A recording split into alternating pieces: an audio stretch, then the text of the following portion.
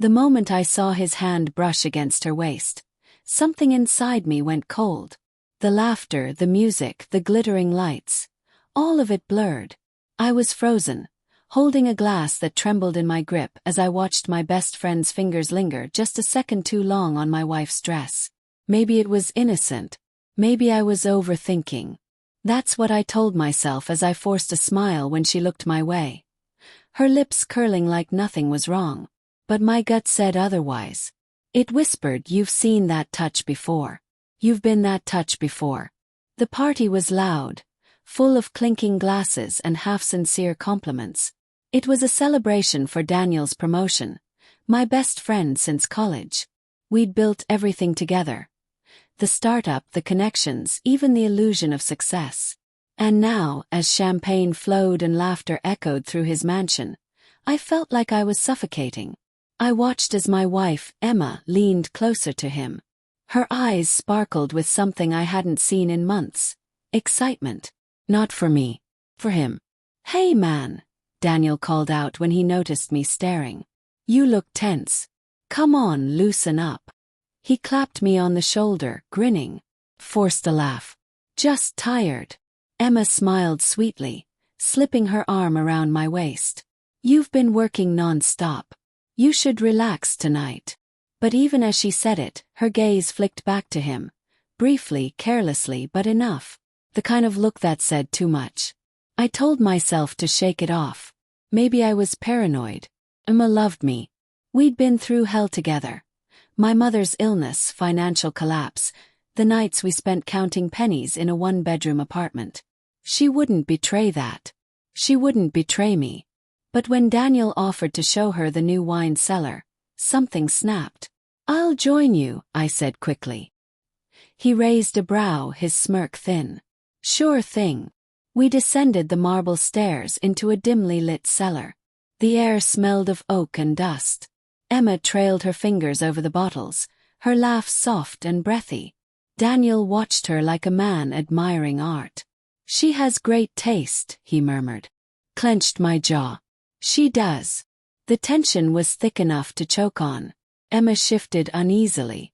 "Maybe we should go back upstairs." "Come on, Em," Daniel said, stepping closer. "You haven't even seen the vintage section. It's worth the view." Her name on his lips felt wrong. Too familiar. Too intimate. When his hand brushed her arm again, she didn't pull away. That's when the glass bottle in my hand shattered against the floor. The sound silenced everything. Daniel froze. Emma's eyes widened. "What the hell, man?" Daniel said, laughing nervously. I stepped forward, my voice calm in a way that scared even me. "You touched my wife." He blinked, trying to recover. "You're drunk, Mark." "It's nothing." Emma's voice trembled. "Mark, stop." He didn't mean. But I wasn't listening. My pulse roared in my ears. "I've watched you two for weeks," I said quietly. "The late-night calls. Text she hides. The way she flinches when I walk in the room. I thought I was imagining it. I wanted to be wrong." Daniel's smirk vanished. Emma's face turned pale. "Mark, please." My voice cracked. "How long?" No one answered. The silence was confirmation enough. I backed away slowly, every muscle in my body trembling. "You could have told me, Emma. You both could have." "Mark, save it." I turned and walked up the stairs, leaving the two of them in the shadows. The laughter upstairs hit me like a cruel joke. People were still celebrating. Still smiling. The world hadn't stopped. Only mine had. I didn't go home that night. I drove until dawn, the steering wheel slick beneath my palms. My mind replayed every little moment. Every time she came home late, every lie she told so gently I almost believed it. When I finally walked through the front door the next morning, Emma was waiting at the kitchen table, her eyes swollen and red. "Mark, please," she whispered. "It wasn't what it looked like." I laughed, hollow and tired. "Then tell me what it was." She hesitated. That hesitation was enough. Tears spilled down her face. "I was lonely. You were always gone. Daniel listened when you didn't. It just happened." It just happened. I repeated, my voice breaking. You slept with my best friend because it just happened. Her sobs filled the silence. I wanted to scream, to throw something, to make her feel the same kind of agony tearing through my chest. But instead I just stared at her. The woman I thought I knew. I would have forgiven almost anything, I whispered. Except betrayal. I walked out, leaving my wedding ring on the table. Weeks passed. Daniel tried to call. Emma sent letters. I ignored them all. Until one afternoon, I received a small envelope with Daniel's handwriting.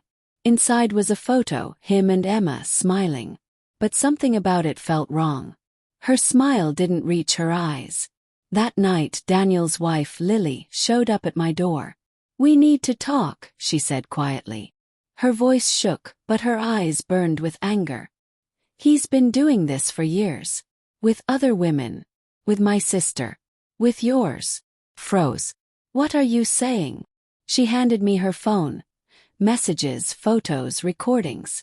Proof that Daniel had manipulated Emma, made her believe I was unfaithful, turned her against me for months before the party. It wasn't love, it was control. Game. My stomach twisted. Why are you telling me this? Yes. Lily's expression softened. Because I'm done protecting him. And because you deserve the truth. The next day I met Emma one last time. She looked fragile, a ghost of the woman I'd loved. When I told her what I'd learned, her hands trembled. He told me you cheated first, she whispered. He showed me fake messages, fake photos. I believed him. God, I believed everything. The devastation in her voice wasn't fake.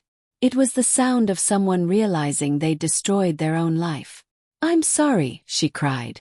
I didn't know. I stared at her for a long moment. Part of me wanted to comfort her.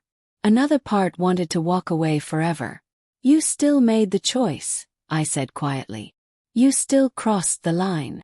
She nodded through her tears. I know. Months later, Daniel's company collapsed. So did his marriage. Word spread about his affairs, his manipulation, his lies.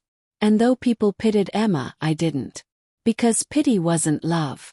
Love had died that night in the cellar, with a single touch that lasted too long. I never looked back. But sometimes when I close my eyes I still see her standing there, caught between guilt and disbelief, as the bottle shattered at her feet, and everything we were shattered with it.